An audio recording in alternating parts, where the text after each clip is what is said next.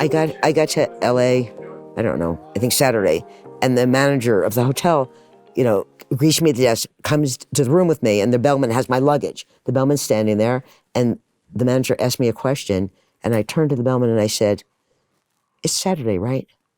And I could see him thinking, what a fucking country. Why am I carrying the bags of someone who doesn't even know what day it is?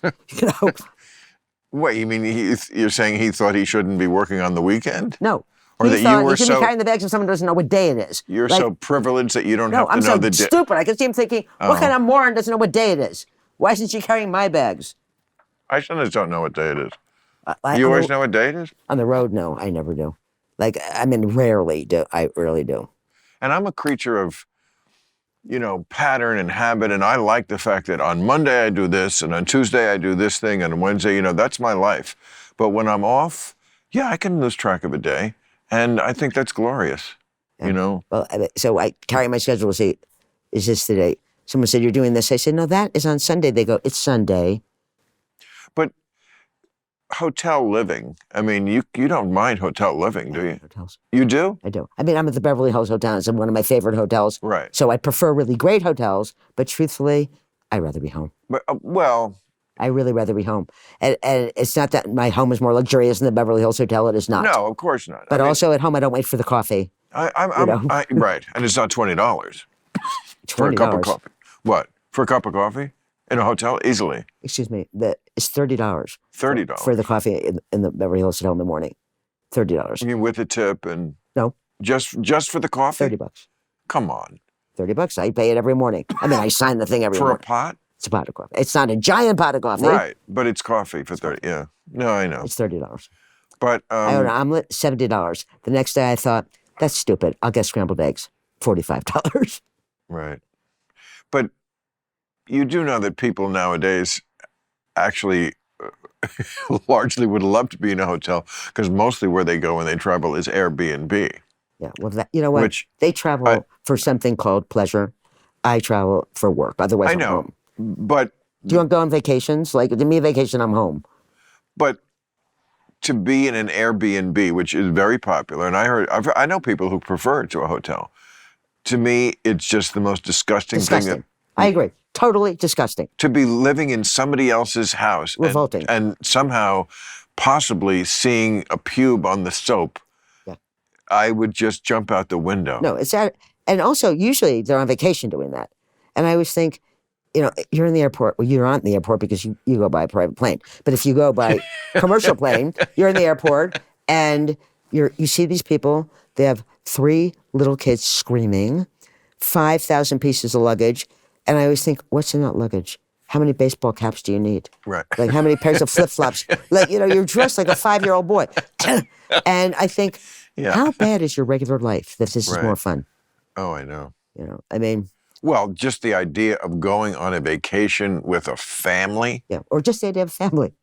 Well, just the family itself. Yes. I'm trying not to be too snobby about that. I don't. I know. But honestly, it's personal preference. You can't deny that we are just very different human beings. That's how we come out. We have different chips in our brain for whatever reason. And for some people, the great joy in life is family. It's not the path we have chosen, but it's no less valid. Do you think it's less valid? No, I don't care what other people do. I don't either. I am not that interested in other people. Only if their kids are screaming whether I'm at the airport. Otherwise, I don't care. I don't care at all what they do. It's like, I know you were very interested in this. I wasn't. But when there was this big fight to make marijuana legal, people kept asking me about it. I said, I don't care. Do whatever you want. Right. It doesn't matter to me. But, smoke marijuana. I don't care. Do whatever you want. Just be. The noise is don't be noisy. Otherwise, I don't care. Well, and the problem with children is that they're noisy. Well, they're feral. Yeah. They're past noisy. They were always noisy. If you go to a pool, a public pool, you will always hear kids they're just screaming. I don't know what they're screaming about, but when they're outside, especially in near water, they're just screaming. If you're safely distant, it can be kind of, I guess, if you're a family lover, kind of a soothing din. But if you're near it, it's like root canal in Somalia. It's just got to be the worst. But also because they're allowed to scream. So we were never allowed to scream. It isn't that, we just weren't allowed. Oh, come on. You think when we were kids, pools were not full of screaming kids? I think they were. Pools, maybe, but Pools, in yes. general, we weren't allowed to yell. No. Outside in the backyard, yes, but we weren't allowed to yell. We No, weren't we allowed to yell in the house. We weren't allowed to yell in a restaurant. We weren't allowed to yell in public. We wouldn't have thought of yelling because we were scared of the parents. We were scared of the parents. Also, another big difference is that between kids nowadays, I notice, is that we we had to be invited into an adult conversation, whereas kids, which we never were. once in a while, you would be pressed into service to testify for something that only someone of your age or generation could do. Kind of like the way the Nazis used little kids in the camps to like do certain work with the bullets. I think it's in Schindler's List. You know, their little fingers. Oh, right. You know, we were. It was like that. We were only useful for something very specific that adults couldn't do. You know, like, hey, Billy, get in here and tell us whatever the thing was about what's going on in school or something, or a sports maybe question that only I would know about the New York Yankees. But we just did not assume that we could join the adult conversation. Whereas now, anytime I've been in the last, 20 years, really. Probably more, with, my contemporaries, and they have kids. The kids absolutely feel free to join in the adult conversation or even criticize. I've been criticized by 15-year-olds. 5-year-olds. Yeah. And that's a big difference. I got an argument with a 3-year-old child. And she said to me, you shouldn't smoke. It's very bad for you. Oh, my God. And I said, you're a little girl. Right. You shouldn't tell adults what to do. Wow. She said, I'm not a little girl. I'm a woman. I said, 3? 3. I said, you're not a woman. You're a little girl. Okay, but you have to, that story takes the cake, I got to say, because, that a child is not born thinking that. No, their mother tells them. Of course. Of course, yeah. I talk about it all the time on my show, the craziness is going on in the schools, and I get a lot of shit from liberals and Democrats who, less now that they see that I'm not lying about it, but 3 years ago, they were like, oh, what are you, turning into a conservative? What do you mean the schools? Because, schools are the province of the Democrats. They own education as a issue, right? Not in Florida. No, but the teachers union is like 99% Democrat. And the reason for this, the Republicans are so mad about it. The reason for this is that Democrats became teachers. They became teachers because they were interested in education, and the Republicans wanted to make money. You can't make money teaching school. It's impossible. And that's why they... Well, you're talking about charter schools? No, I'm talking about private colleges. Schools? Colleges. Yeah. Well, who do you think controls colleges, Republicans or Democrats? Well, it depends. Because it's not the Republicans. No, in state universities it is. That's what DeSantis is doing now. All these rules, they're not for private schools. He can't do that. They're for all state schools in Florida. But state schools, okay, well, there's state schools, which I still think are probably mostly run by Democrats, and certainly all the elite colleges. This is where the insanity comes from, by the way. There is a line that goes from a 3-year-old saying to you, I'm a woman, right to Harvard. If you don't know that there are Possibly. dots to be connected. On the other hand, how often have you heard that DeSantis went to Harvard? Like 1 million times. They hate these schools. It's like they hate the New York Times, and they're always saying, and he wrote a New York Times bestseller. And I think, what do you care? You hate the New York Times. Oh, that's right. He did go to Harvard, didn't he? Yeah. Oh, how do I know that? Because he constantly says it. And I think, well, that must be some different kind of welfare organization they had and we need to have some stupid people. I don't think I've ever heard DeSantis speak, because I'm surprised you have. He's constantly on the news giving speeches.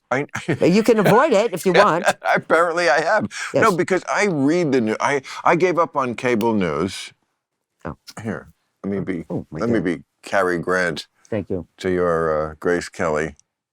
Thank you. You're welcome. A pleasure to light a cigarette for a woman. Thank you. I remember when I'm not a woman, I'm a girl. I remember when that used to be such a suave thing to do when I was a gay blade in the 80s, like in bars, picking up on women, lighting their cigarette was like something we saw Humphrey Bogart do, and it looked cool. And, if you were quick with a quick with a joke or to light up your smoke, as Billy Joel put it.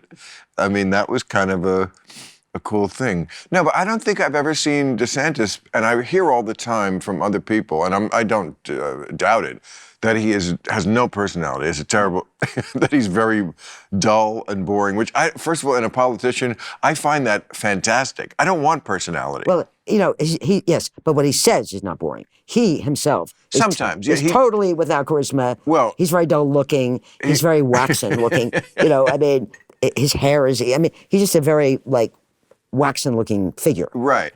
But compared to Trump. Well, I mean, Trump. But that's who would be running against. I mean, compared to Trump, he doesn't have a giant ass. He has hair. He's got. Compared to Trump, he has policies, which Trump doesn't have. And the policies are really horrible. Well, he does a lot of performative art, yes. Some of it is a reaction to policies that were insane to begin with, like the Don't Say Gay bill. First of all, it doesn't say that in it. It doesn't say don't say gay.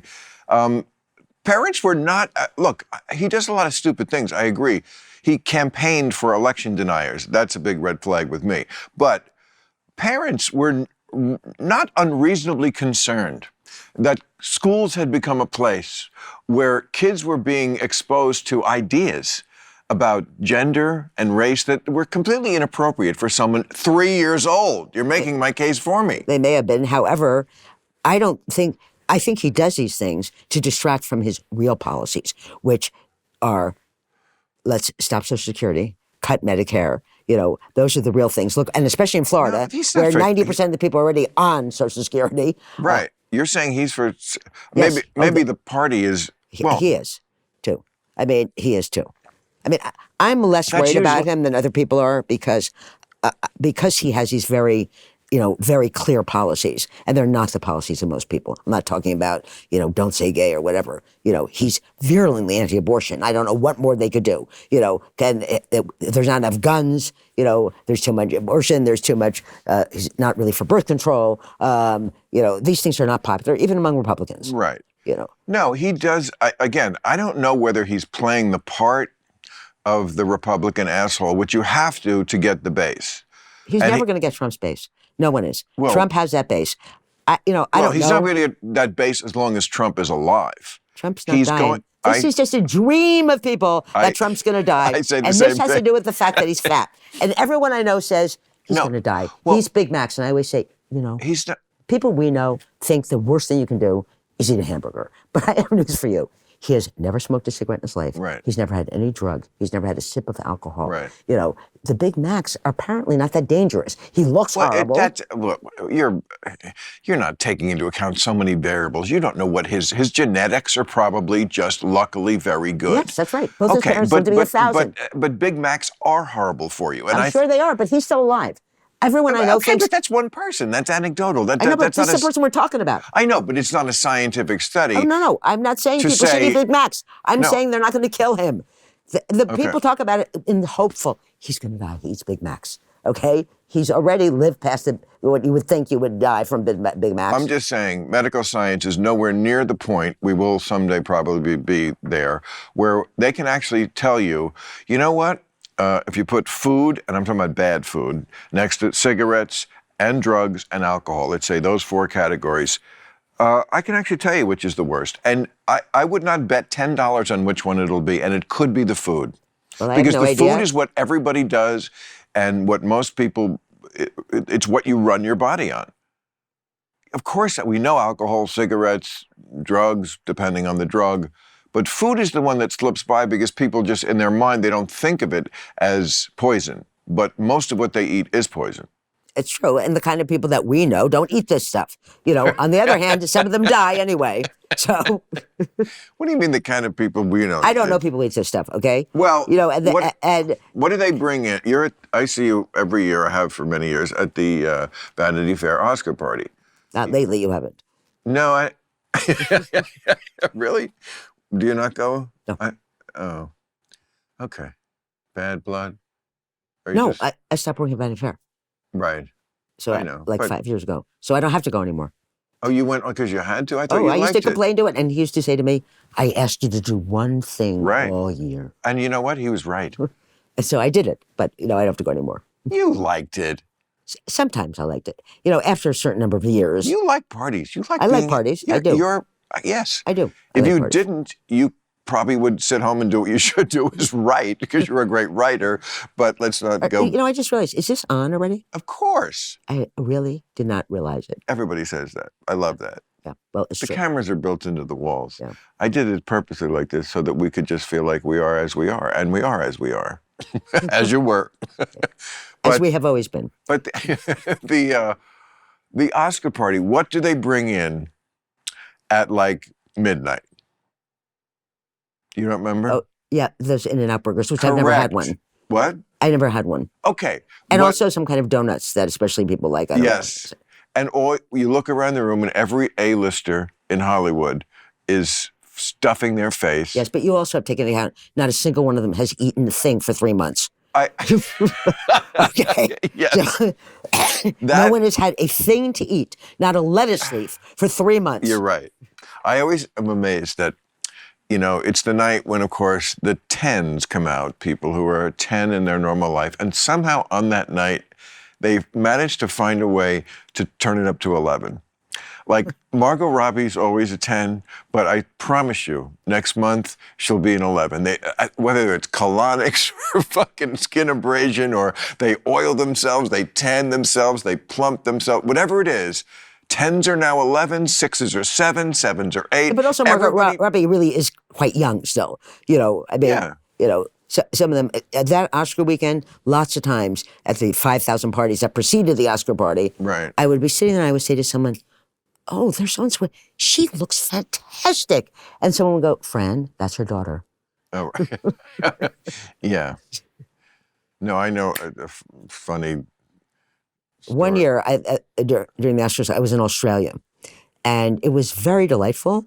Margot Robbie, however, was nominated for an Academy Award that year. It was about 5 years ago. And so when I came back, someone said, was it the Oscars a big deal in Australia? I said, only Margot Robbie. They never mentioned it except like you would turn on the news and they would show you, this is where she went to junior high school. This was her bicycle. They were only interested in her. But so many of our actors are Australian. She's hardly the only one. No. Have you ever been there? No. Oh. Too far. Exactly. So I had to go there. Yes. Really? And for months before I went, I was incredibly worried because the flight is like, you know, the first flight. Now, first you fly to LA and then you fly I was going to Melbourne first. Oh. It's like, officially, that flight is 19 hours. Oh. It was 25 by the time we landed. And my concern was, the last time I didn't smoke for 25 hours, I was 11. So I was like incredibly worried about this. And I kept asking people about it. Did you ever do this? Do you smoke? How could you possibly do this? What did you do? I was really, really worried about it. And it was even worse than I thought. And I really felt that my greatest accomplishment in life is that I didn't get arrested on that flight, that I didn't kill anyone. I was so tense. It was horrible. And I thought I was sitting quietly, just reading my book and just pretending that I wasn't not smoking. And during the course of this flight, 3 different strangers came up to me and said, you really ought to have a drink. That's how apparently I was radiating this tension. It was horrible. Or maybe they just wanted to meet you. No, they didn't want to meet. They didn't meet me because I was so tense. But did you? I didn't smoke. I didn't get arrested. Did you ever think when you got off the plane, hey, you know, I made it 25 hours. No. Maybe I did not think that. You did not? I absolutely did not think that. It was not an inspiration? No, when I finally got out of the airport, like 9 hours later after you landed, the driver met me. I kept looking for light. Are we ever getting out of here?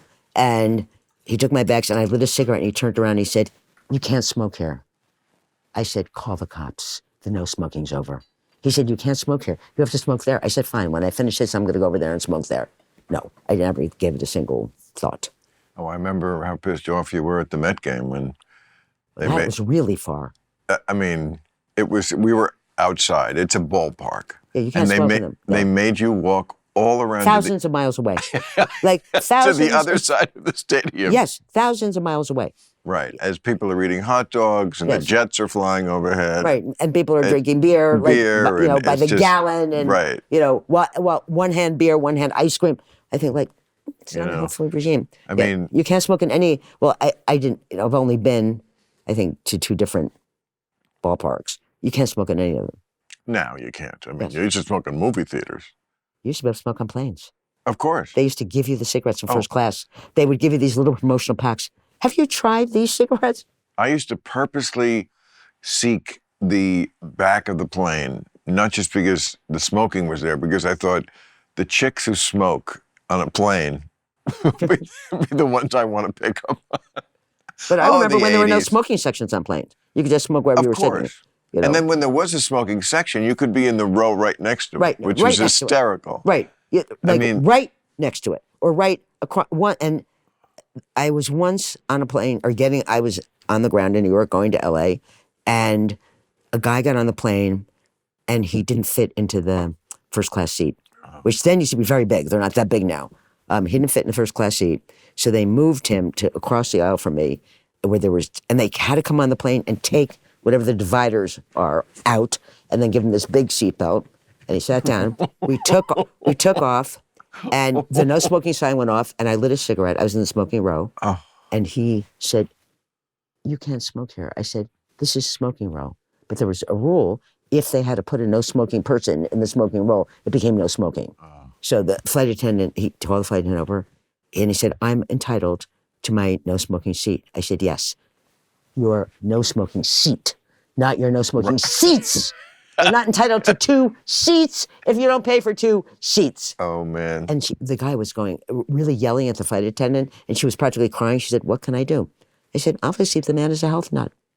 He weighs 800 pounds, and he's worried about this little stream of cigarette smoke that's next to him." Well, see, you've just described a battle between the smokers and the fatties, and in today's world, at least in this country, one is a completely protected species. How dare you make fun of? I wasn't making fun of him. No, I'm just, well, I mean, I wasn't making fun of him. I was just simply No, pointing I out understand. that You can't even point out. Yes. You No, can't. no, That's not. This is what you're doing there, taking a cigarette out. That is the ultimate evil. But anything else, I don't want. there's also the I don't want to get idea- on my high horse about that. there's also the idea that marijuana smoke is okay. But marijuana smoke is okay. It's better than okay. I'm talking It's about. fantastic. I'm saying it's smoke.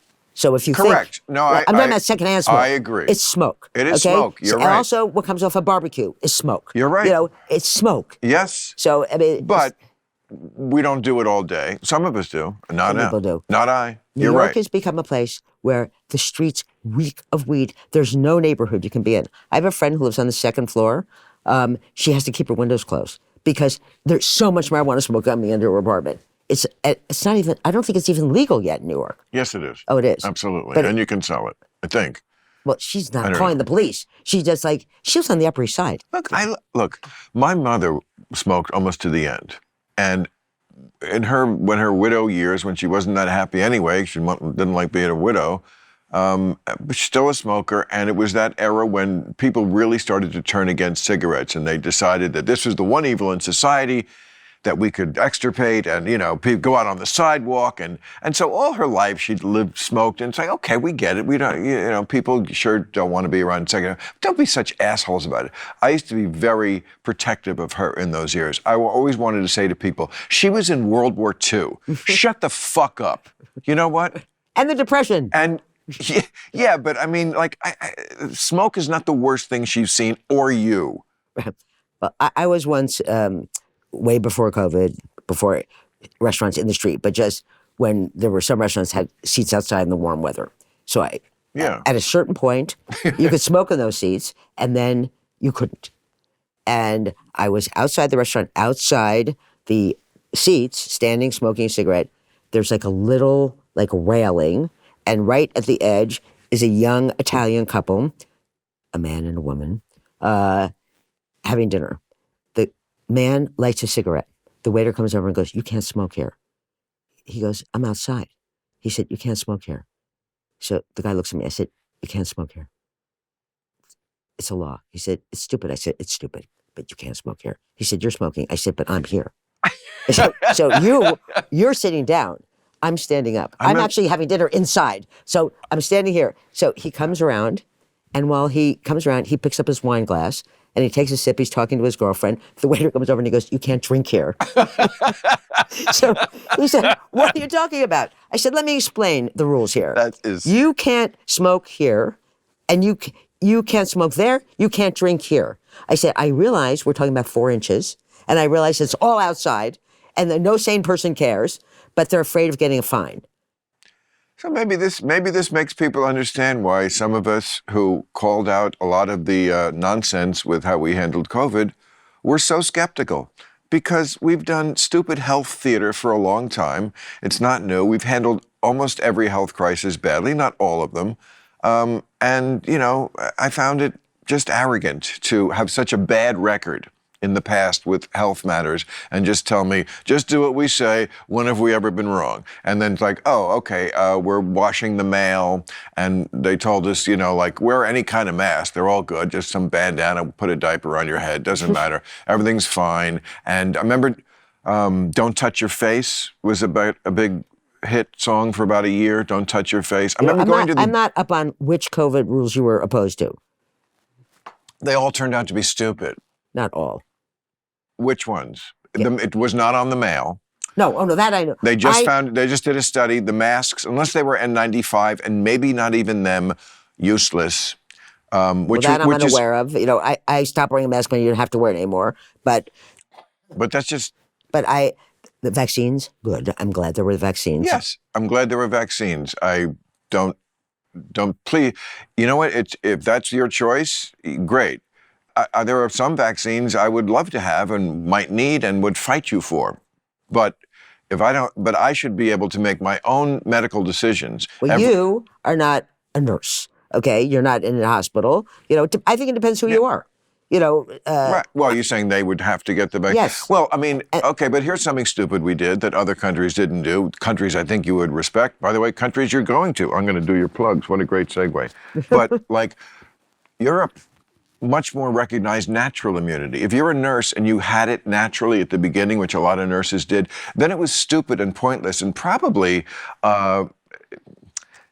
unhealthful to make them take the vaccine after they already have the natural immunity. We didn't used to do that with other stuff. But anyway, Europe, first of all, I got to tell you, I'm so happy for you that you are finally getting the props you deserve as far as like a touring act. You know, like you're a hot commodity all around the country and in Europe. Oh, this is mine. Okay. Like, I'm looking at your fucking schedule. You're everywhere. You're like fucking Poison in the 80s. The band, not the... I know what you meant. Wayne, New Jersey, she's February 22nd, and then March 3rd in Pittsburgh, and Marietta, Ohio, March 5th, March 6th, Columbus, Ohio, March 8th, Boca Raton, Florida, and the 9th we're in Boston, and, you know, Red Bank, New Jersey on the 30th. This is like, I don't tour like this. I mean, that would fucking kill me. You don't have to. Well, it's great. And then fucking Europe. You're going to Europe. I did last year, too. I did, I don't remember. You must be even more popular in Europe. Netflix. What happened? Netflix. Oh, that's special. Yeah, of course. No, I mean, I always did this. And your boy, Scorcese, on HBO. Yeah, but that didn't have this effect. You know, I mean, I've always done this. I've done this since I'm 27. I always did the United States and Canada. Right. But after Netflix, which is unbeknownst to me since I've never seen it, in 192 countries. Right. You know? Yes. Much more of a foreign reach, I'm sure. So it's all over the place. And it also came out during lockdown. But I mean, certainly there must be people all around the world, sophisticated people, and let's face it, lots of places are a lot more sophisticated than America. We're a young country. We're a teenage country. You can't hate us completely for that, although I'm always trying to stop myself. But they must see you and think, oh, there's a sophisticated American. We found one. Well, I have to say, when I was in the UK last year, I did a number of days there, and it was right after the Supreme Court overturned Roe v. Wade. And night after night, I take questions from the audience. The first thing would be, why'd you overturn Roe v. Wade? I kept saying, I did not overturn Roe v. Wade. I am not on the Supreme Court. Oh. You cannot blame me. Oh, they thought you were Ruth Bader Ginsburg. They were blaming him. And then, luckily for me, Boris Johnson. That Boris Johnson scandal happened while I was there. And so someone would go, Roe v. Wade, I go Boris Johnson. And that was like... Which scandal? He had something. He had to resign. He was... Oh, yeah. What did he do? He went to a party that... well, he had done many things, but there was a scandal in his administration, and he defended the person who perpetrated the scandal, and it was like absolute like lies. I mean, it wasn't like it was an iffy situation. So what European capitals, when you're on the continent, can we look forward to seeing Well, you? last year I did Paris, Athens, Athens. Copenhagen twice, and I'm going again to Copenhagen. And I said to my agent, I was already twice in Copenhagen. Copenhagen is a delightful city. It's the size of this room.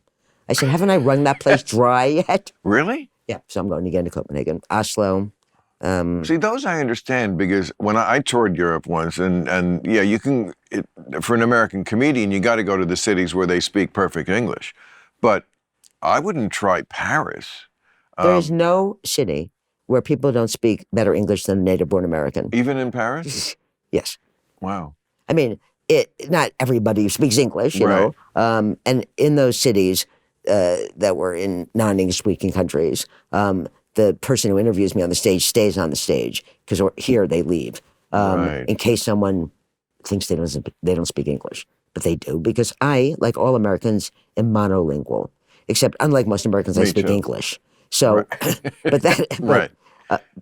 mostly people wouldn't come to see me if they didn't speak English. So. Of course they wouldn't, but I'm just saying to play Paris and places like Athens, places that are not on that typical circuit where they speak like almost better, you know, barely an accent. Germany, the Nordic countries, of course, England, but the hardest people for me to understand in the UK. Yeah, like I remember. Right, Edinburgh. I was mystified. I kept saying, and I don't want to insult people, so I keep saying I can't hear you, and I'm thinking she's deaf, but I really couldn't understand. Right. You know, I thought, how did you retain this extremely strong regional accent that no one can understand? You know, when I was in London, I said, it's very hard for me to understand the people in Edinburgh. No one can understand them.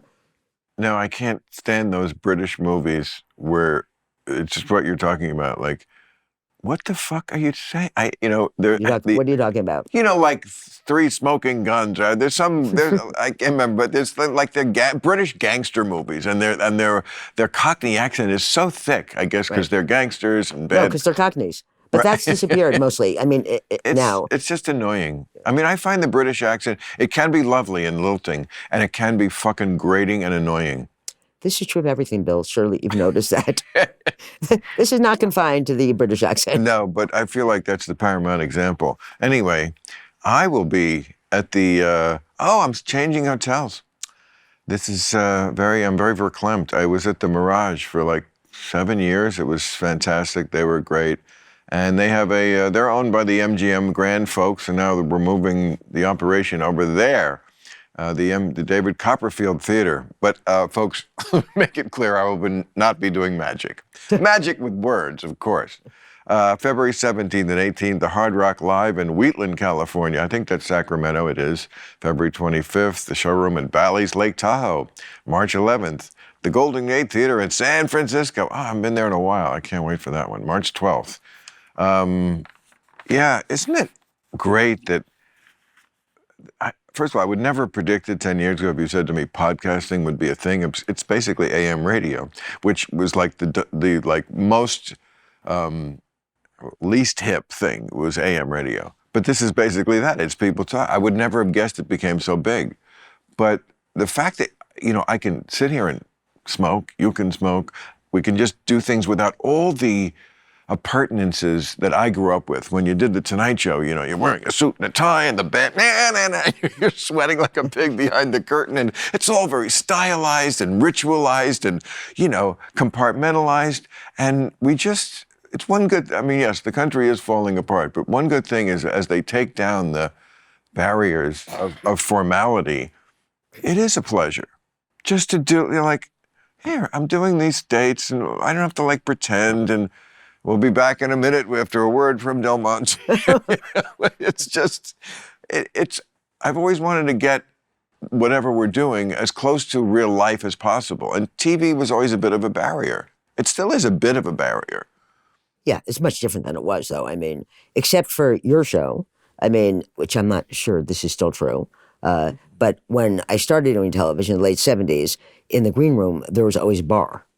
And everybody would be drinking. And then that completely stopped. And I remember once I was in New York doing, I think, the Conan O'Brien show.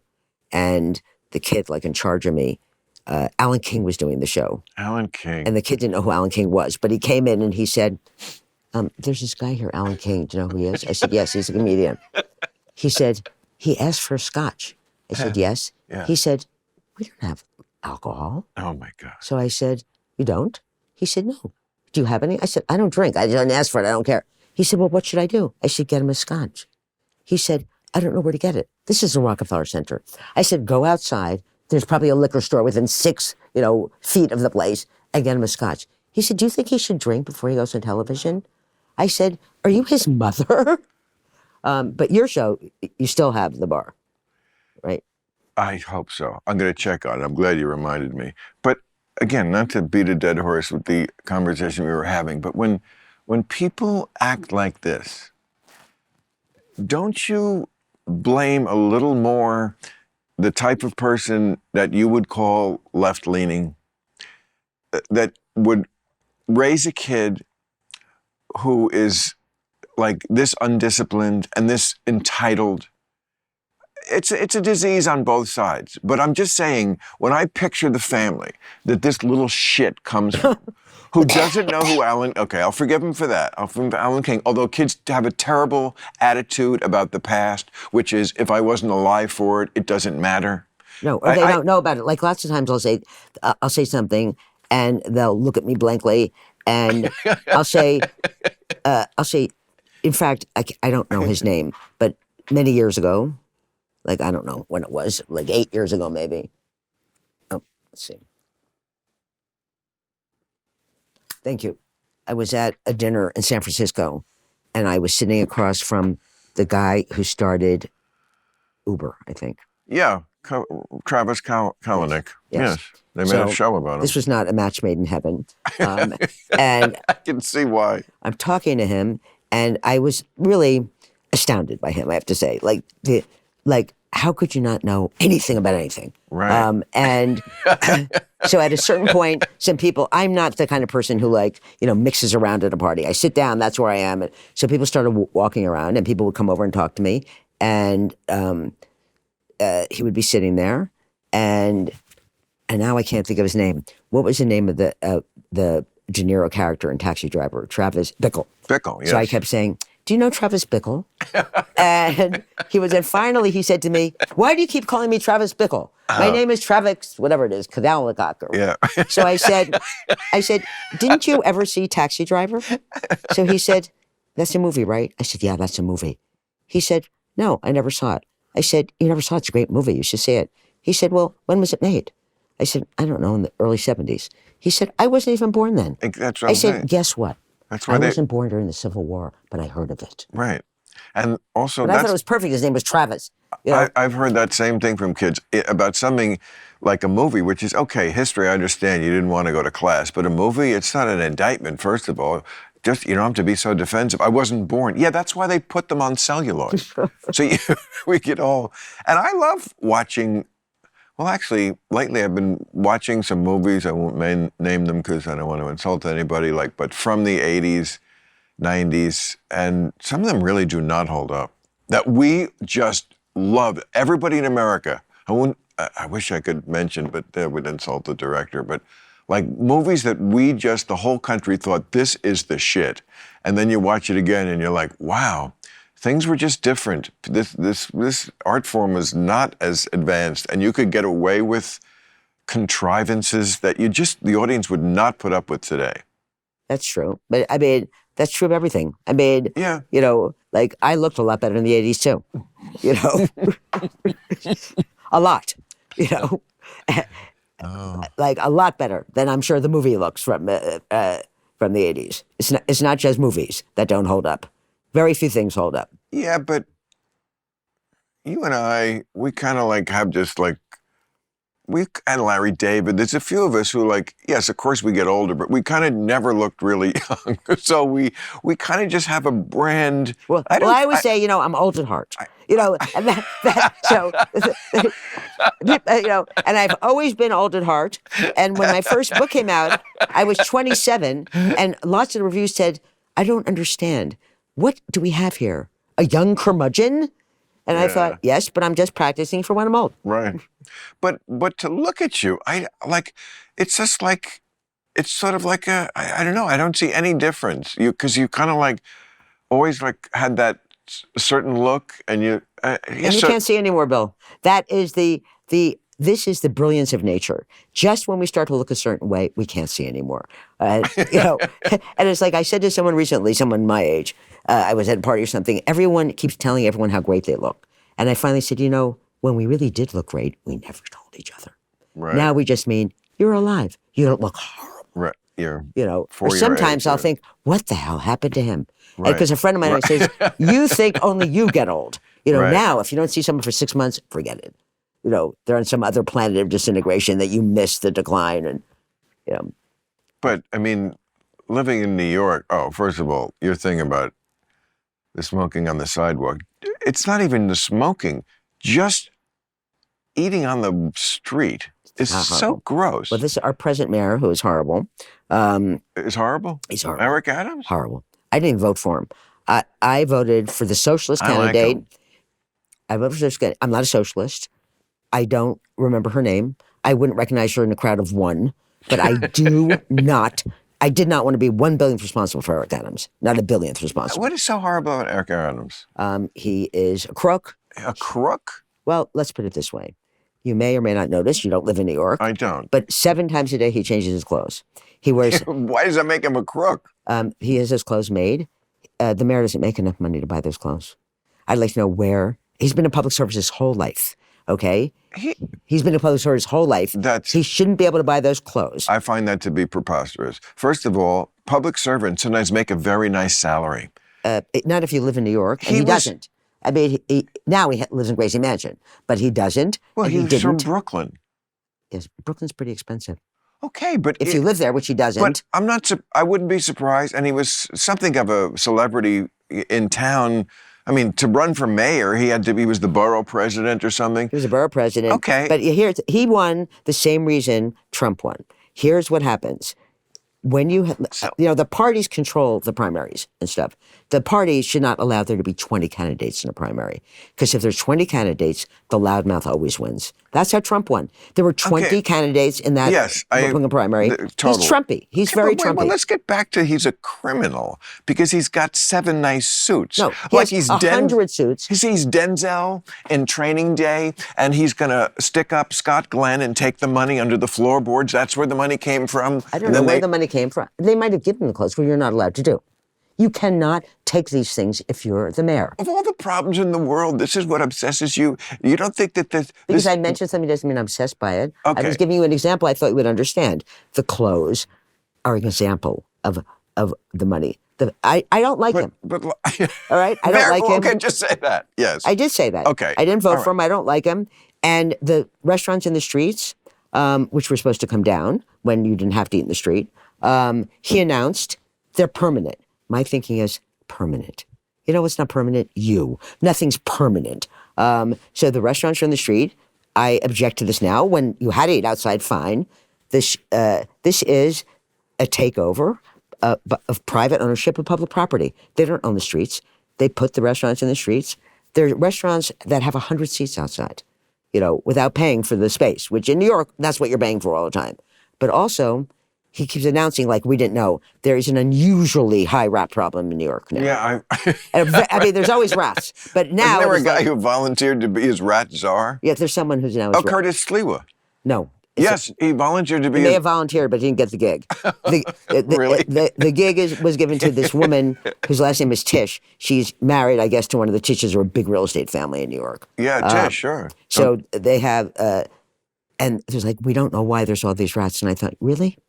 I mean, my belief is that the rats in New York are calling rats all over the country, saying, you can't believe what's going on here. They bring you the food. They tell you the specials. I mean, there's restaurants in the street. That's why there's rats. But there. see, that's why I never really warmed up to New York. I mean, I have a certain love for it because it's where I grew up near and then lived twice and many friends and the sensibility of New York, the New York media market, the sports teams, the TV stations, the newspaper that was in our house, all that stuff.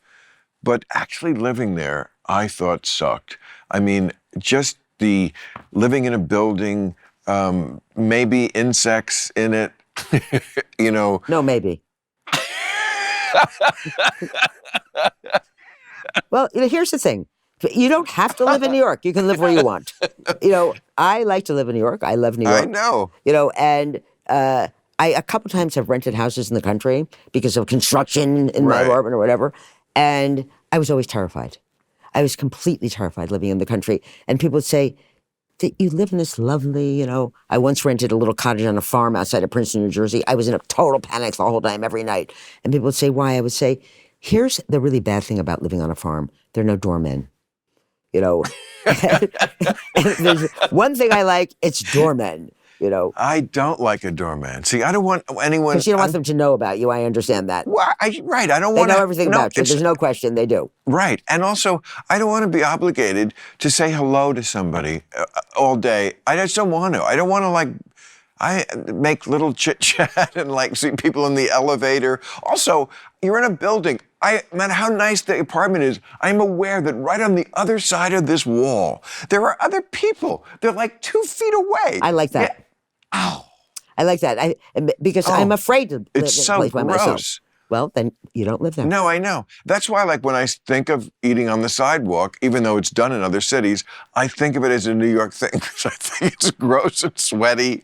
I picture a hot day. I've done it in New York. It's you're pouring sweat and it stinks are in the air because it's summer and everything's outside and garbage and cars, exhaust going by, you're eating. I never ate outside until COVID.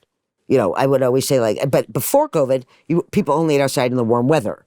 I never ate outside. I would see, why would I want to eat outside in New York? It's disgusting. I never did.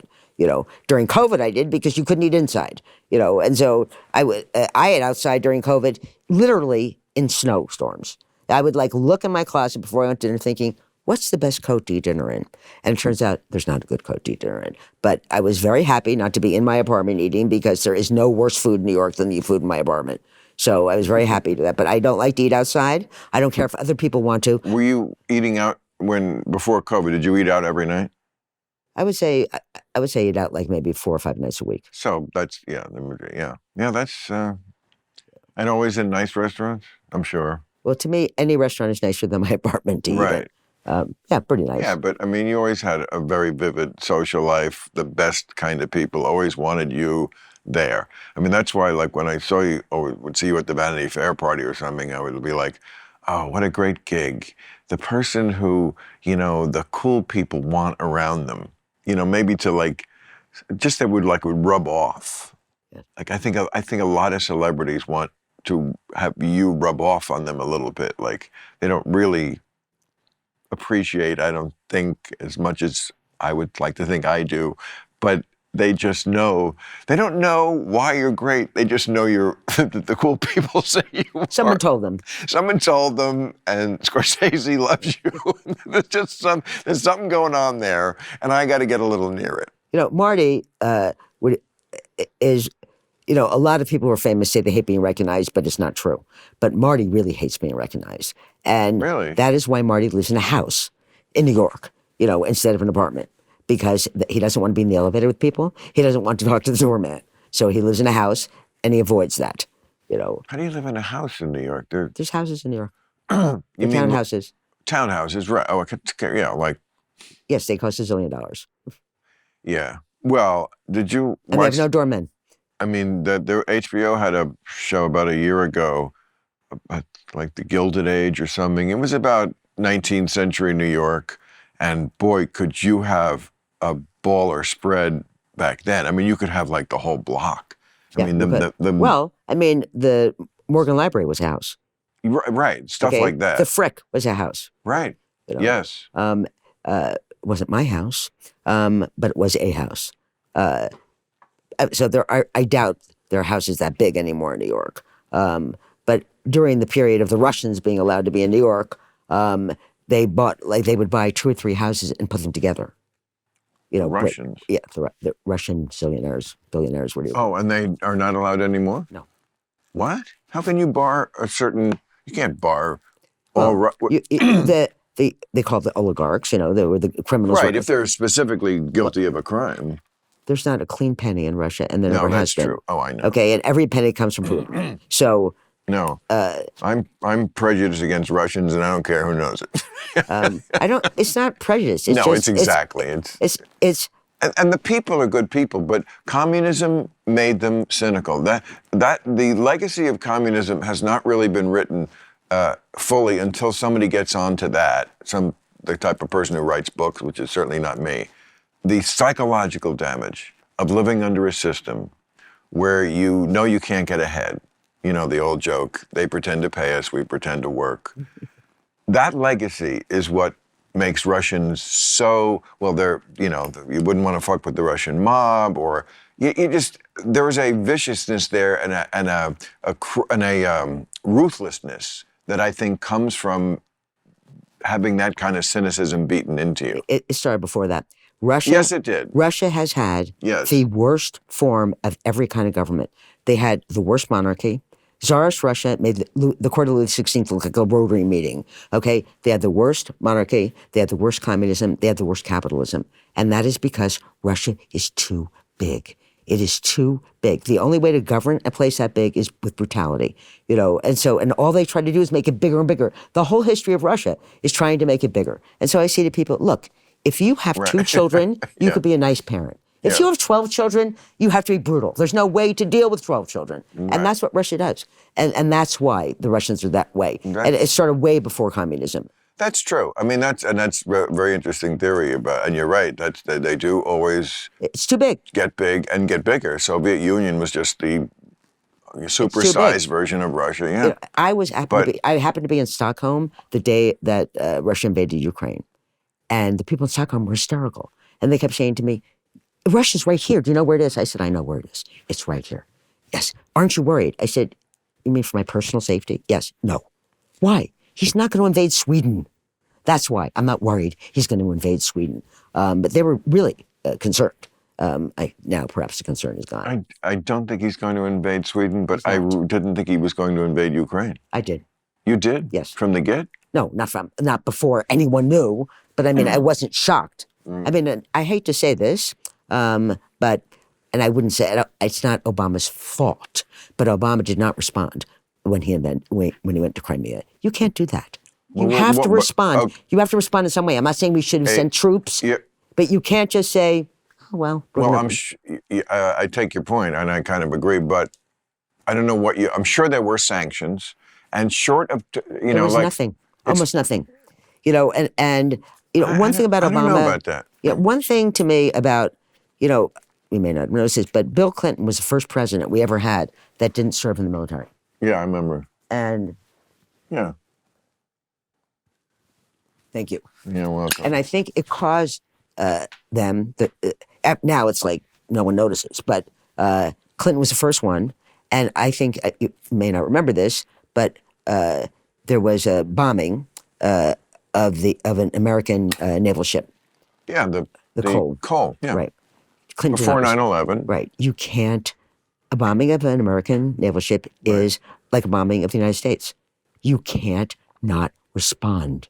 You have to respond in some way. I'm glad to hear you sound so hawkish. It's not hawkish. It's sensible. I always thought Clinton didn't respond. Clinton was afraid to use the military because he thought he'd be criticized because he didn't serve in the military. The problem is that it's very easy to say we have to do something, and then as soon as you take troops off the table, okay, everything else is it can be effective, but it's not really. I mean, Genghis Khan wouldn't have been like, sanctions first. The thing, people would say, well, what should you do? Do you have a solution? I would say, I'm not the president. If you run for the presidency, this has to be a thing you think about. This has to be a thing that you believe you would have some way of dealing with. That's part of the job. The president isn't just they get that swell plane. What should Obama? You say you don't want Obama to have sent troops to Crimea. Then what? There's something he could have done. See, I'm not the president. I understand. I didn't say that is the first duty of the president. I'm not a dump truck, but I could have an opinion on the highway bill. You can have an opinion, but it's meaningless. People put too much faith in opinions. Okay, there is certainly something he could have done. There was no response. I mean, there was no apparent response. You talk like this. It's a mysterious subject. The things we could do to respond to. I didn't say we. I said him. But it's not a mystery what these things are. You can send troops. You could bomb from the sky without sending troops. That's what we did in Kosovo, right? But look how long it took. Serbia. What? Yes, but look how long it took to do that. It was way too late. No, I'm saying, but that is an option. I'm just saying the things you can do. It's not a mystery. It's not like we're going to invent a new thing that we could do. Yes, but Kosovo is a very different thing. Economic sanctions, bombing from the sky, troops. That's pretty much it. Yes, but these things are not all the same. Kosovo is not the same as Crimea. I know, I'm just saying, those are the options. So Obama in 2014, when Putin invaded Crimea, could have A, sent troops. No, we agree not that. B, bomb them? I don't think we want that. Or C, economic sanctions, which I think he did. No, he didn't. None? No, it was not just real like, ones. enjoy your day, Vlad? Real economic sanctions until Ukraine. Are you, Shirley? I'm positive. No, I mean, first of all, before that, New York was packed with this filthy Russian money. All right? Not now. Everywhere is. You know what they call London. They fled because they were taking the stuff. In other words, the United States government, was taking the stuff. Right. Taking this apartment, taking these boats, these planes. They're all now basically in Saudi Arabia. That's where they went. Right. They went, or the other Gulf states. But they're more than welcome there. London grad. Yeah, London is really They in call London. It that section with the. Yes. It's like. That's the second biggest property owner in London, next to the royal family, is Saudi Arabia. Right. That's their problem. They have enough problems, if you ask me, but that's one of their problems. They allowed it. But of course, I've met individual Russian people who were lovely. But they weren't Russian oligarchs. All right? No. My grandfather was Russian. He was a lovely man. None of them were. But he was a short order cook. He was an oligarch. None of them were wearing a tracksuit. Yeah, no, that's true. That's how I judge. Is that wrong? No, completely correct. Right, because they're white people, so we can make jokes. I hadn't thought of it that way, but... Yeah. Oh, God, what was I going to ask you? Oh, we were talking about the movies. You don't go to the Vanity Fair party anymore. This is like now award season. This is when I feel like I used to bump shoulders with you. Yes, I used to see you at many gatherings. Right. And you were... But for many years, way before, I kept saying, they shouldn't have the Academy Awards anymore. It's too old-fashioned. And I just think, I'm old. It seems old-fashioned to me. How old-fashioned could it be? And then last year, when Will Smith hit Chris Rock, I thought, here's your chance. Right. You could say, what? We're done. Thank you very much. Good night. No. There's 1 billion people who watch it. Haven't you heard? No, they're not. Well, I know. Every year, fewer people watch it. Right. But every year they say, how can we get more people to watch it? I know. And now maybe people watch it this year to see if anyone hits anyone. But other than that... But that's not how bean counters think. They don't think like, oh, gosh, so many fewer people are watching it and maybe we're too woke. And they're thinking, it still is a bigger audience than we get for almost anything else all year. No. So we could probably sell some fucking Jergens lotion, right?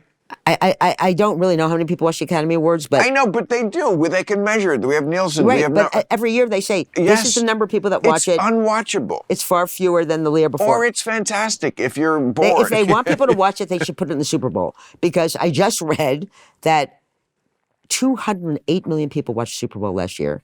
There are only 300 million people in the country. So that's obviously the thing everyone watches except me. I don't think it was that high. 200 million? 208 million. It said in the Times the other day, 208 million people watched Super Bowl last year. Just in America? Yes. People only watch American football in America. They don't have it other places. Canada. They do. Canada. They're interested. I know it's a separate and country. And their football teams play in London now. Yeah, but it's still not a big. Not as big. No. Not even close. No. Soccer is much bigger there. No. But I thought, like, why don't they put the Academy Awards in the Super Bowl when everyone's watching I see. it? Like in the middle of the halftime Right in the middle, show. Like after they have the singer or whatever, then they could have this Academy Awards and then it could be over. Well, so have you seen any of the movies that are like up for the big? No. None of them. You didn't see Banshees of? No. I can't even pronounce it. And when I saw, I saw the guy win some other award. I can't think what it was, and I could hardly understand him. Who? Some Irish actor. Oh, I like them both. Colin Farrell. Yes, I like him, but I could hardly understand him. Brendan Gleeson. Yeah, they're both great actors. Yeah, I mean, I had mixed feelings. You know what I watched the other night? And it's a 3-hour movie, so I watched the first half, like Thursday night, and I was like, oh, I can't stay up for the whole thing. I got the show tomorrow, and I split up movies anyway. But I thought the first half of Babylon was fantastic, and I told everybody. And then I got home and watched And you watched second half. And I still liked it, and I thought he kind of stuck the landing. But I like almost all movies. It's just so would have been well serviced by cutting out a half hour. And this is true of everything in life. Everything, but especially in art, and especially in movies. But the way I feel is like, if something seems, I don't care how long it is. If as soon as it seems long to me, I'm done. That could be 10 minutes in. So you don't do streaming at all? No, you need a Wi-Fi connection. Why don't you get that? Because then you have to put another phone line in and you have to be there. I don't care. You don't have to be. I don't care. It's not that I'm against it. You know, all this. I just don't care. I don't care. Okay. I'm just going to say. If I'm home, I read. I don't care. If there's something I really want to see, everyone I know has it, I can go see it there. Oh, my God. I just don't care enough about it. Right. I mean, I don't understand why it bothers other people so much that I don't have it. It doesn't bother me, but I think because we love you and we want you to see the to think that there's something if we know of something that we think could make you happy, we want you to be happy with it. But like you're right.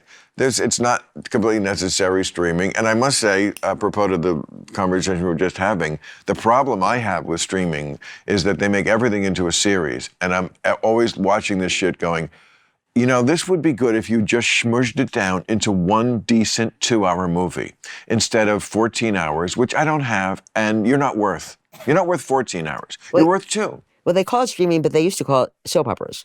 So it's the thing that's continuing like that, I never watch, because I just don't care. Even if I might watch the first few, and then I just I'm sorry, right. I'm done. But you are the definition of the cliche voracious reader. I mean, people. Yes, and I never, I'm not going to run out of books. I feel like if we put a penny in a jar for every time someone in America read during the day, and another penny in another jar every time you were reading in the day, the jars would be about equal. Yes. Well, if you actually got paid for reading books, I would be fine. I know. But you don't get paid for reading books. Right. And your eyes don't get tired? I actually horrible problems with my eyesight. And I just had these operations, not cosmetic. Right. Laser? And it took, no. Oh. And it took, I don't know, months to get the right eyeglasses for reading. And it was I finally got them. And now I'm happy again. Oh, good. With the eyeglasses for reading. And what would you do if you couldn't see well enough to read? Would you go Braille? You know what? That is the one thing that I think I could not bear. I would find it unbearable. Right. I mean, not to bring to a sad subject, but suicide is something, the only time I've ever thought of it is if a doctor once said I might be losing my sight. He was wrong, but that, I thought, I can't do that. I can't do it. Not that I'm, a brave person otherwise, right. But I absolutely can't do it. And I couldn't do it. So that would be really, for me, unbearable, totally unbearable. But one thing I do, try not to I don't want to poke strike you in an the eye optimistic tonight. note. I mean, when people kill themselves and you ask why, they say they were depressed. I realize I've never been depressed.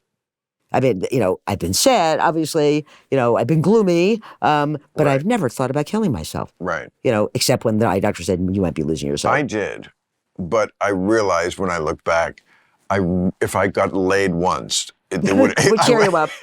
It was when I was 19, like around that time, like right after high school. I had one girlfriend in high school. She dumped my ass. I was like moping for a whole year, and I was just not good with girls, and I was very horny, but not nearly a cathode in the pussy beaker. So I was at Cornell. There was no girls. I couldn't get them. So I was like suicidal. And I read all these books about suicide and all the quotes. And like, I treated it like it was some sort of philosophical question. Let's see, should I kill myself next week? It certainly is something that has occurred to a lot of great minds. And I have read their thoughts on it. And I'm weighing it. And it was just like if one girl had showed me a little of attention, it all would have gone out the window. This is why 19-year-olds shouldn't really be allowed to vote. Exactly. I was reading a letter that I wrote. A friend I took on my Hawaii trip this year, and he was a friend from college. And for some reason, I wound up with a letter that I had written him. He must have given it to me years later because it was so funny. And I read this letter. I hadn't seen it in years. And that exact thought crossed my mind. 20-year-olds cannot be allowed to vote. They shouldn't. I mean, this, if you saw this letter, it is just so laugh out loud funny. And they shouldn't be allowed to sign contracts, and they shouldn't be allowed to make these decisions, because I cannot think of a single decision I would have come to at the age of 19 that I'd want to be bound to now. But this is really something that I must say applies not exclusively, but overwhelmingly to American kids. I think other children in other countries mature a lot faster. Our kids, college is what high school used to be, and not even that. And they're still, very dependent on their parents in many ways, if not financially, just psychologically. A lot of my mom's my best friend. Yeah. Kind of. Well, that's a real change that happened, in our young lifetime. And I think it was because, I know you're younger than I am, but I can't remember how much younger you are. It doesn't matter. Well, it matters for the point of this conversation. But to anybody 25, like, if we're both over 40, we're in the same category. Well, except that, there's my father, 5 years difference between us is meaningless to anyone. Like someone said to me something about their son. What's he doing? Well, he doesn't know. I said, how old is he? He said, he's only 27. I said, let me explain something to you. By the time my father was 27, he had fought and won World War II. Right. He had with help gotten married, started a business, right, and had a child. He did not think he was a kid, and he wasn't a kid. And he had no doubts what gender he was. Yeah, well, that's a separate issue. I mean, my father would not have them now, but my father was the kind of man who, would look askance, at a man who was, maybe wearing, a pink shirt. So, I mean, I know exactly what you're talking about. Yes. Or my father would look, when we were children, when me and my sister, when we were kids, if we saw a man and a woman in a car and the woman was driving, it was jarred our world. Because my father would never let my mother drive if he was in the car. Really? Never. That's interesting because my grandmother, who was way ahead of her time, she was a single mother in the 20s. My mother didn't know a father. As soon as she was born, he was gone. And that was not the common thing. And she told me, my grandmother told me, when she drove in the 20s, the other men on the street would yell at her from the other cars. Yeah, I'm sure that's true. Yeah. And one of them could have been my father. he didn't care if women drove, but why were they driving if a man was in the car? Oh, I see. That's where it had advanced into the... Yes. Because this is not my the 20s. mother drove the car all the time because my mother took care of us. But you're not talking... I'm talking about the 20s. What decade are we talking about where this was happening? 50s, the 50s. 50s, okay. 50s. See, there is progress. Who says America doesn't? And America does progress, by the way. I know it doesn't look like it. It's so easy to be the people who hate everything that happened before more than the next guy. But the truth is that America looks very different than it ever did. Well, there's a lot of things that are better now. Yeah. I mean, you wouldn't know this, but it is a billion times better to be a girl now than when I was a girl. Right. There you go. That's the kind of thing I'm talking about. There's no comparison. Right. I mean, and it's not good. It's not perfect, but it's a billion times better. No, keep talking, honey. I mean, there's no comparison. You know, I mean, You're right. when I was Right. when I was a girl, if you asked to do something and your parents said no, and you say why, the answer very frequently was because you're a girl. Yes. And Yep. and the response was, oh. Right. I mean, my response wasn't like to start, you know, Right. a feminist movement. My response was, oh. Right. No. No. I mean, and that was common. That, you know, I just object to this thing. Steven Pinker, I stole this from, I didn't steal, I give him credit, but I did a thing about it. He called this progressophobia, that there is something on the left that does not want to admit progress because somehow it equates with, but we should be doing more. Yes, of course, we should always be doing more. Can we just be adults and just imagine that as we begin the conversation, we've already agreed on that, as we have. We should always be doing more. We are not perfect and we are not just enough. There's a lot of more work to do, a lot more. And there's this other side of the story which should be celebrated. I mean, progressives, it's right in your name. That's what you should be celebrating, progress. Well, I know we don't agree on this, and I also didn't mention Well, you this. just said you... But I agree on that. Oh. But this, which I'm about to say. I know last night I did a speaking date here in LA, and I take questions from the audience for 1 hour. First question, shouted at me. Why did Bill Maher say this and this and this, which I didn't see you say because I didn't see the show, and he's becoming a conservative. And why is that happening? I said, first of all, I'm not in charge of Bill Maher, okay? Like, he does not consult me on what his opinions are. But I said, and second of all, as far as I know, Bill Maher is not a Democrat. He's a libertarian. Is that not true? I don't ascribe to any of those names. I've never formally said I was a Democrat except maybe once when Trump was in office, and I was like, okay, we can't fuck around anymore, whoever the Democrat is. And look, I voted mostly for the Democrat.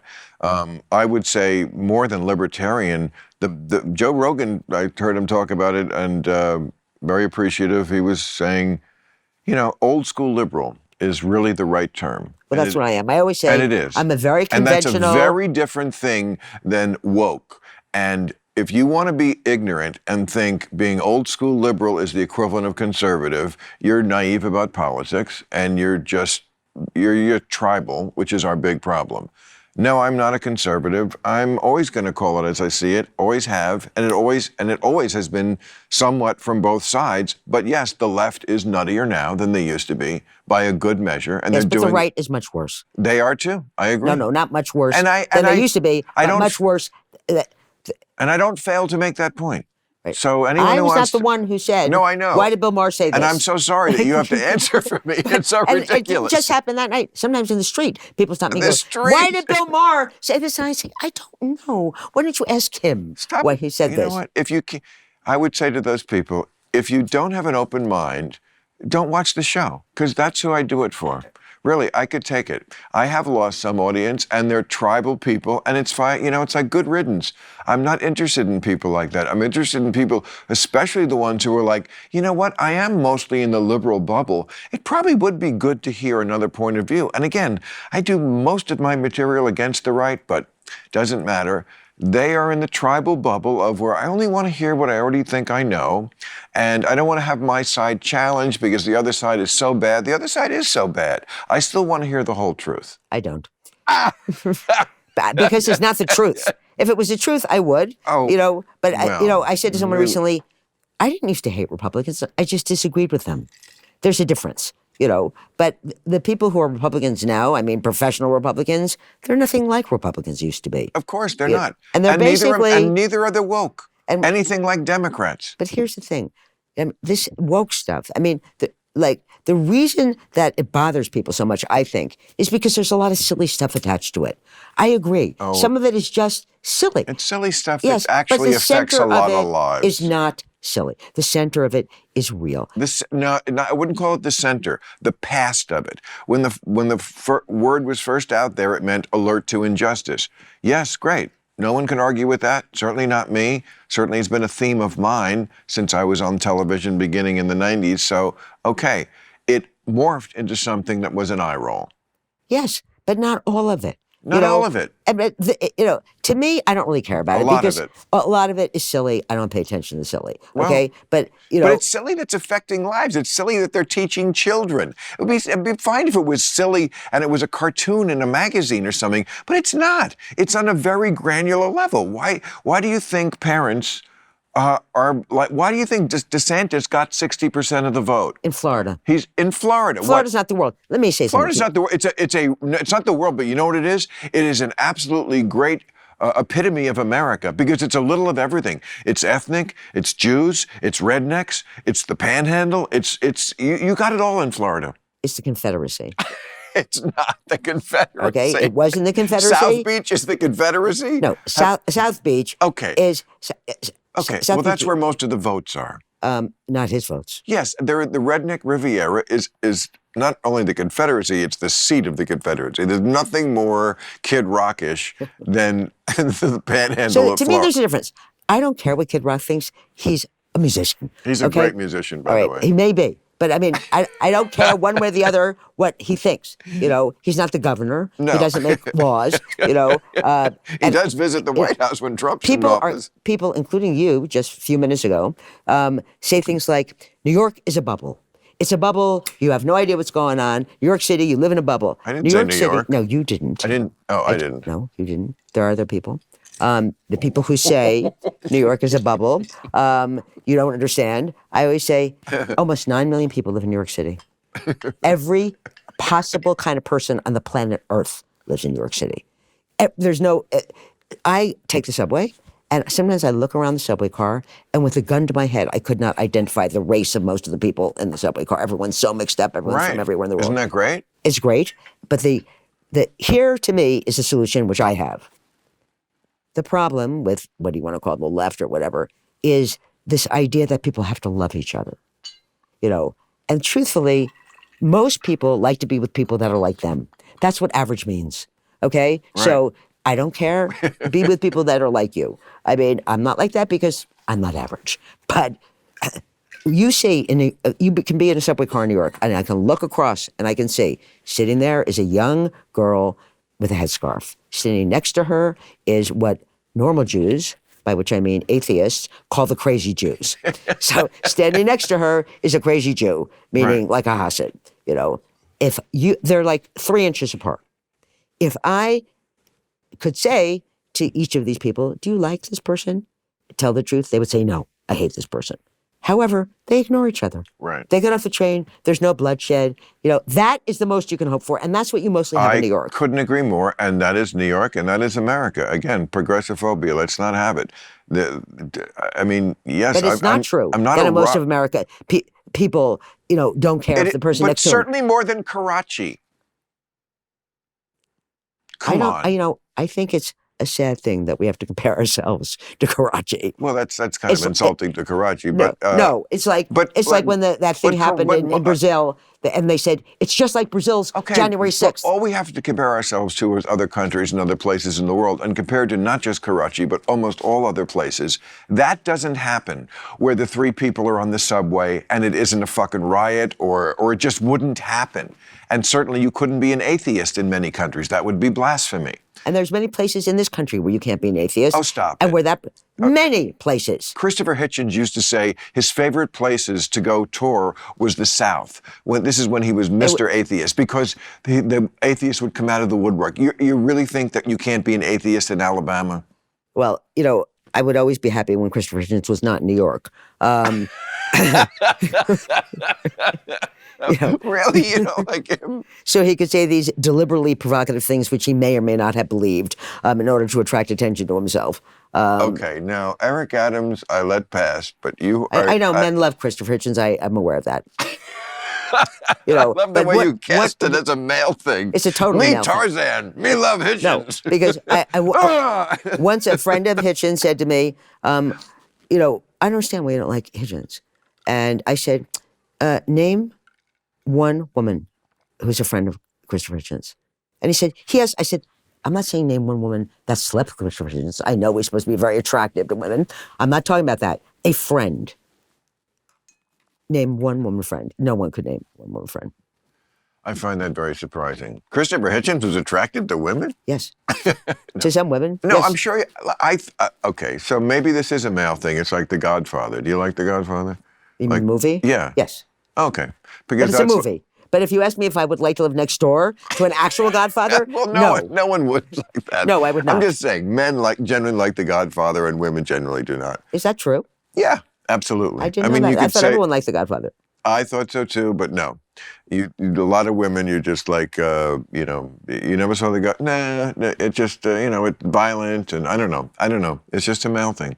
I didn't like even you're know saying, that. yeah. But Christopher Hitchens, I did not know. Now, I certainly have heard him castigated as a sexist. Yeah. Right? Yes. And you would, that's part of what bothers you about him? I wouldn't say part. I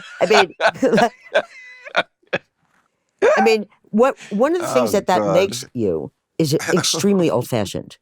Me? No. Him? One. Okay?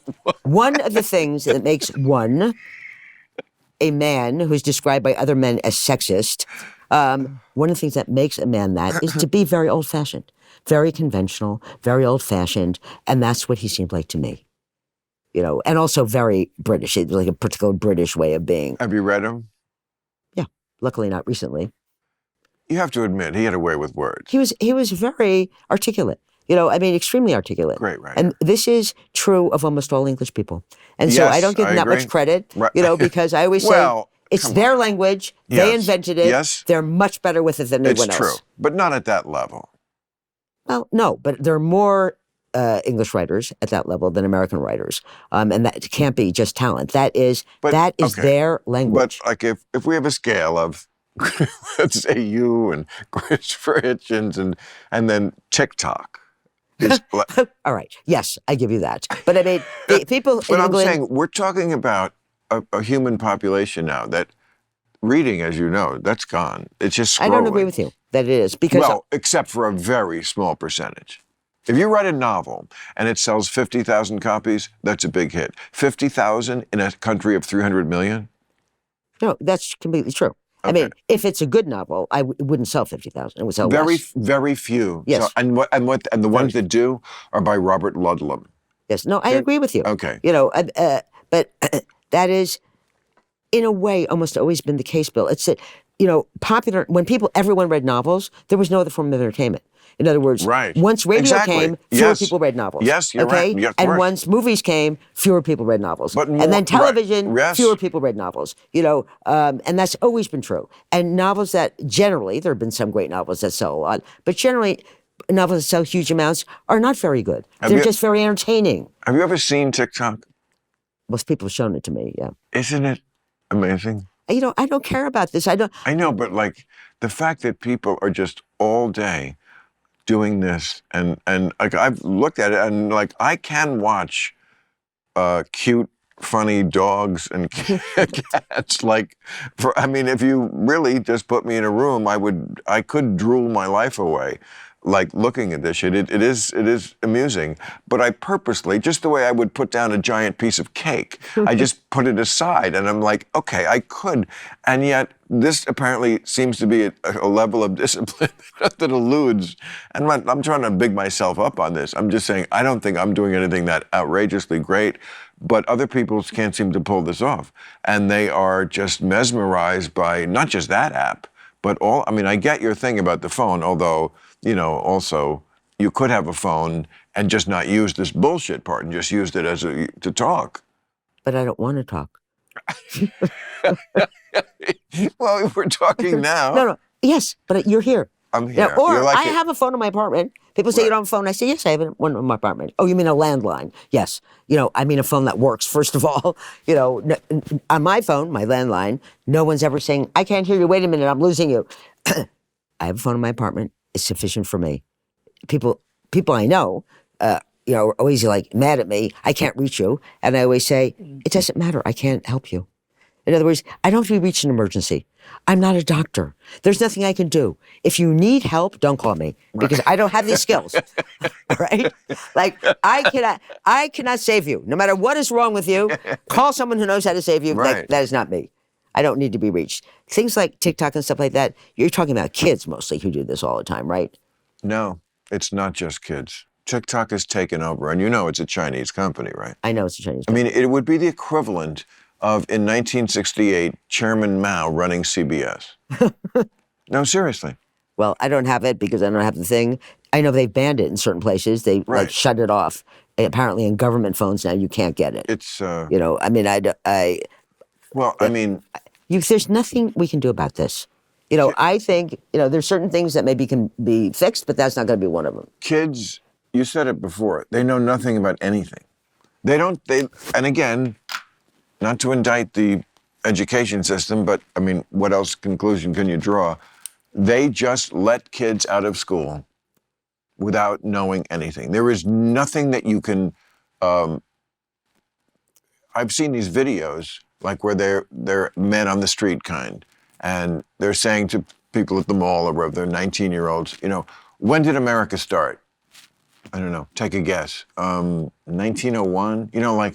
Well, Jay Leno used to do that on a show, Yes, remember? jaywalking. Right. Yes, same bit. How many people on the Supreme Court? 4.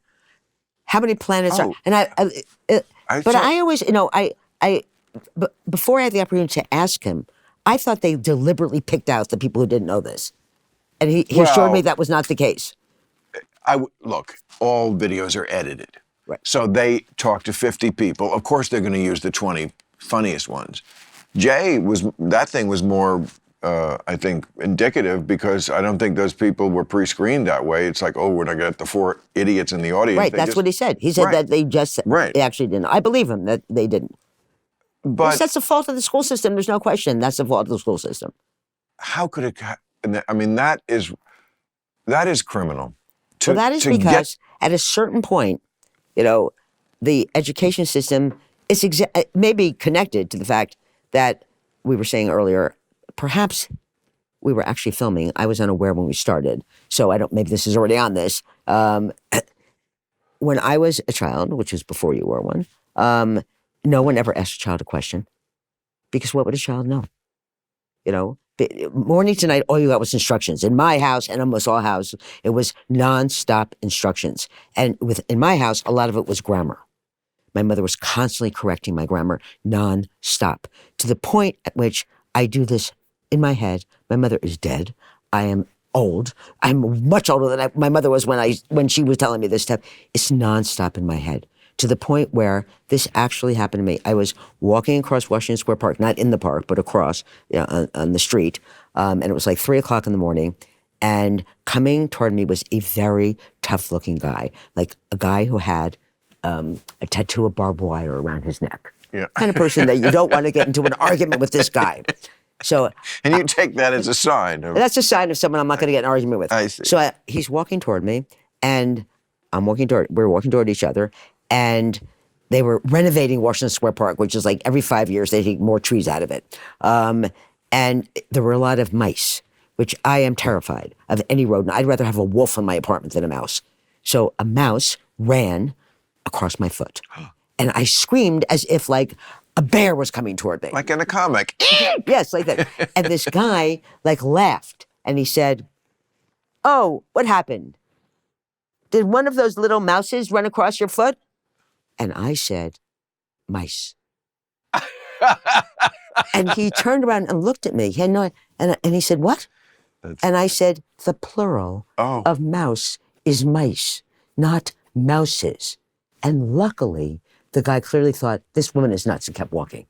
So I thought, like, I am a person who contradicts and corrects the grammar of a clearly dangerous 20-year-old thug because it's in my head. So this is what my childhood was like. I would say to my mother, "Can I please have an apple?" She would say, "May I please have an apple?" I would say, "May I please have an apple?" She would say, "No." Now that's an entirely different person that grows up from that, you know. Right. So they stopped teaching. Grammar is a very, very boring thing to learn. The only way to learn grammar is by memorizing millions of rules. You can't make it entertaining or fun or interesting. You can't make it be about you. It's just about these rules, which are actually totally arbitrary. So they stopped teaching it, you know, and that is why people make these mistakes. But the provenance of this problem is parenting. because, as we were alluding to before, and yes, we've been on since the second you sat down, in our day, the big difference in schooling was the parents and the teachers. We're on the same team. An iron triangle. Yes. Or biangle, whatever If you got in trouble, when I got in trouble in school, you would then got in trouble at home. Exactly. Now you get in trouble at school, the parents sue the school. Exactly. Yes. Because it was not then it was the children against the adults. Not my child, and me against. I'm just saying, to the average voter, whether it's in Florida or whatever city you're talking about in America, the average guy you were saying before, who doesn't, whatever you were saying, that guy who doesn't follow politics closely, he's going to go, that kind of shit? Yeah, I think DeSantis will stand up to that shit. You mean to grammar? To parents not being on the side of the teachers.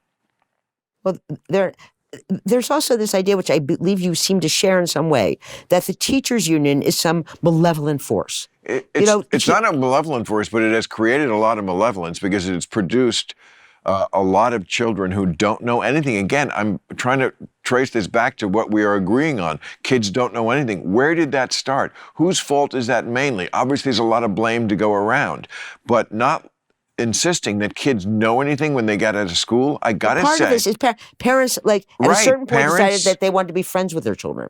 So yes, my mother used to say to me all the time, without the slightest bit of irony, "I'm not your friend. I'm your mother." Like I could mistake her for someone who liked me. That seems like more of a thing that the people are going to think is in the blue bin, is in the lefty. It's not true. It is not partly true. No, you're these right. parents who are hysterical that their children might learn about evolution, they are wrong. Yeah, that's true too. Okay, they're wrong. But they're they're certainly seen. Maybe they're not, but they're certainly seen as the side of the country that's more into traditional values and discipline. And a lot of it is religious in nature, Bill. Some of it is. A lot of it is. Okay, and I really object to that. Homeschooling, which should not be allowed. Homeschooling, a lot of it is so. Half this schooling, if you want to call it that, is about religion.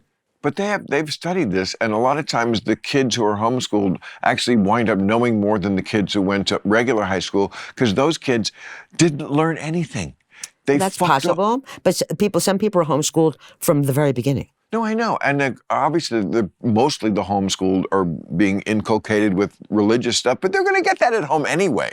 You know which schools actually do the best these days? Catholic schools. And trust me, as an old Catholic who fucking hated catechism more than anything else in my life ever,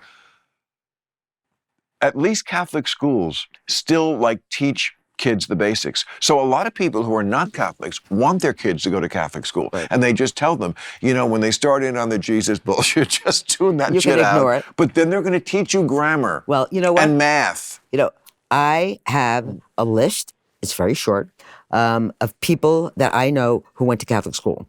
Now, I mean, people my age. So people my age who went to Catholic school really learned grammar, because if you were my age, the nuns were allowed to hit you then. And being hit is the way you learn grammar, apparently. I was hit by nuns. It's so boring, grammar, and so it doesn't make any sense. You can't, logically figure it out. So I know this one guy who went to Catholic school from kindergarten right through college. He's a grammar expert. He knows every possible thing. And that's the only way you learn grammar. So you have to compel people to learn it, And so since we don't compel people to do things anymore in that way, it's one thing to say we should compel people to learn grammar, which I believe we should. And it's another thing to say we should compel people to believe things that are patently not true, which is many things from the right, Bill. Patently untrue. I couldn't agree more, and I never shy away from making that point. I'm just putting the salt and the pepper together to make a balanced meal. And by the way, I read Strunk and White every year. Yes, and it's very helpful. And then, not to be too privileged, I read Strunk and Black. No, but, I went to Cornell, and that's where that was written, that. I know that. What was it? Strunk was the professor, and E.B. White was the student, right? And when you went to Cornell, it was all boys, right? It was close to all boys. Yeah. It certainly was in my circle. Not by choice. I was what they would call today an incel. Are you familiar with the incels? I know what they are. It's I hope I'm not familiar with them. I know who they are. They used to be just unlucky, and now they shoot people. Well, it stands for involuntarily celibate. Just the idea that they would fucking name themselves and like start a movement. When I was one, because I certainly was one, the last thing I ever wanted was to like be part of a group of other losers. But you also didn't think it entitled you to go into a Walmart and shoot people. Yeah, okay, well, most of them are not doing that. Most of them are not doing that, but many people who do that are those people. And that is, they don't like look down on them. So many of them don't look down on the people who shoot. There was a guy in Santa Barbara. There was I remember this. Yes. He drove down the street shooting at people? Correct, in a Mercedes. Right. He was a nice-looking guy.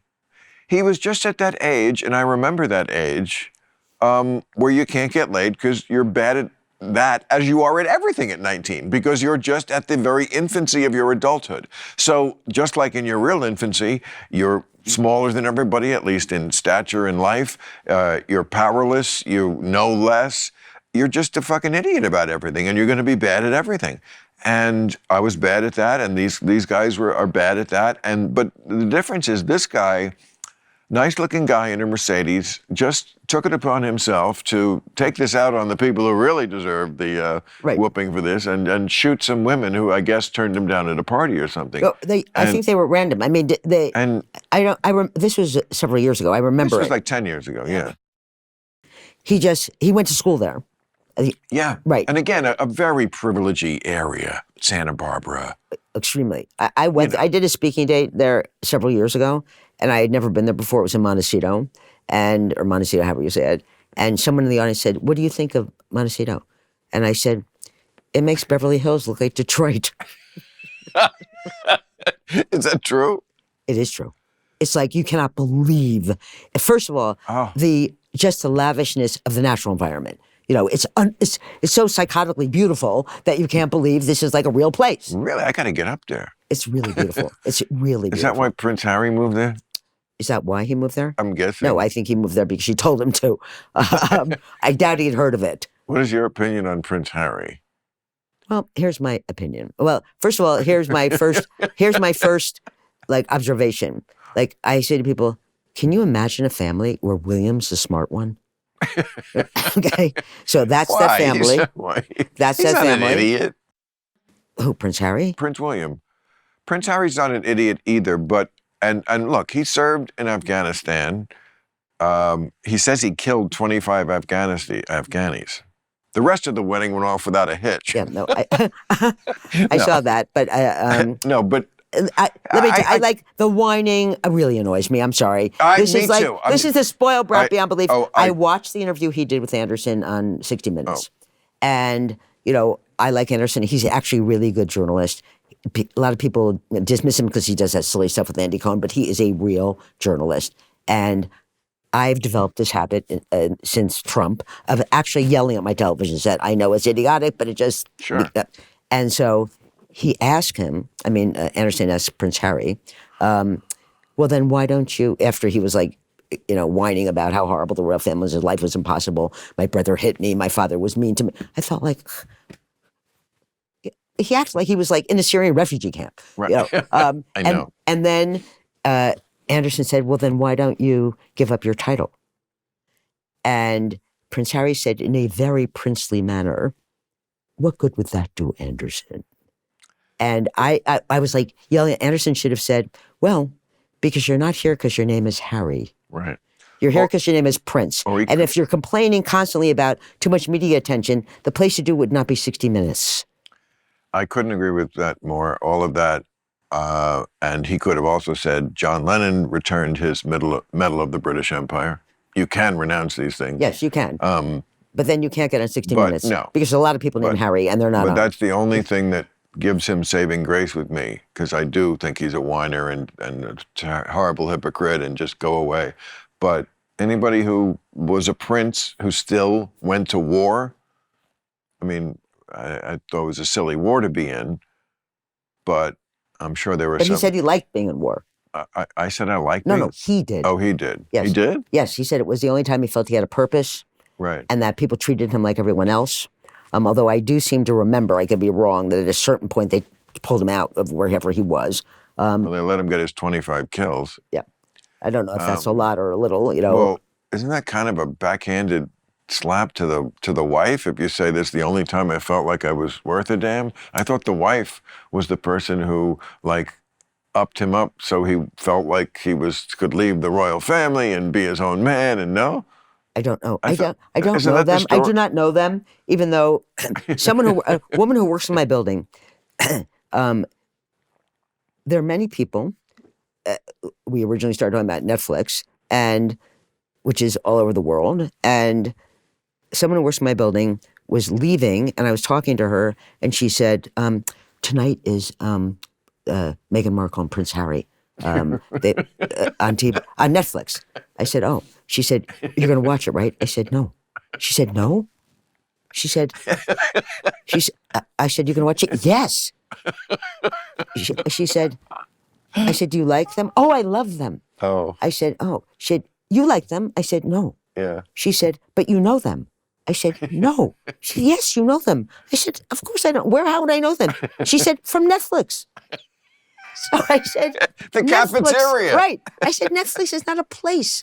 It's not like she had in her mind. Oh I said, my "Yes, God. it's a place. It's like a bar. We all go there, all 8 billion people on Netflix. And every night when you go to a different bar, we go to Netflix and we hang out. And that's where I see Prince Harry and Meghan Markle." I always love it when Russell Crowe has a movie on Netflix, because then we can have a drink together at the cafeteria. Who is this woman? I mean, She works in the building. She's she believed that this is a place and where I would know Prince Harry and Meghan Markle from. people, the problem that won't go away. Yes. All right, well, I'm going to release you back into the wild. Well, thank you very much. It's a always- delightful place you have here, Bill. Any place is delightful when I get to sit down and talk to you. Remember San Francisco? We'll always have San Francisco. It was was Silicon near- Valley. What was it? Silicon Valley. Silicon Valley. Yeah. It was 3 nights. What year was that? 2017 or something? Anyway. I don't remember. I don't remember, but it was like 3 nights at the same yes, theater. 3 nights. Yeah. Oh, I remember. It was fun. It was fun. It's always fun to be with you.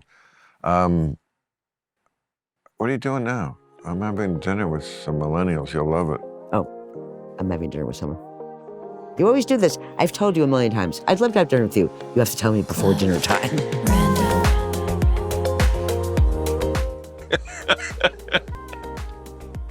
I can't spring you one. You are one of a kind.